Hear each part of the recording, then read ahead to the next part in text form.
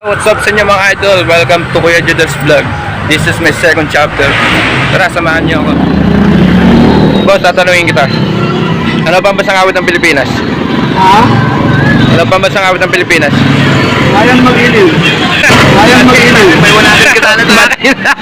Lupang ilira. Tatanong ako sa'yo. Kaya ba nakapag-aral ka? Ha? Nakapag-aral ka, di ba? Opo. Tatanungin kita, ano pa ang bansang awit ng Pilipinas? Dali lang ang tanong na yun. Isip mo maigi. Bayang Mag-iliw. Bayang Mag-iliw. Final answer mo yun? Oo. Sayang, mali. Kung tama sana sagot mo, may panggasolina ka sana sa akin, pang sandan sana bibigay ko sa'yo eh. Kaso mali. Sorry. Bayang Mag-iliw. Mali nga. Ano tama sagot? Lupang inirang. Tanong lang ako sa'yo ha. Ano yun? Simple tanong lang. Ano ba ang bansang awit ng Pilipinas? Bayang Mag-iliw.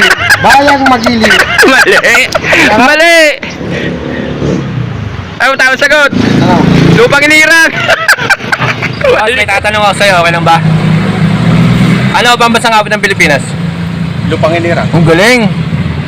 Dahil yan, may premyo ko sa akin. Okay ba? Salamat. Okay. 200. Nag-aantay lang ng jeep. Maraming salamat. Eh, tama sagot mo. Nakiligil si John. Ano mo na mga idol? Antayan nyo ako sa aking susunod na vlog. Ang chapter 3 ng ating Kuya Judel's vlog.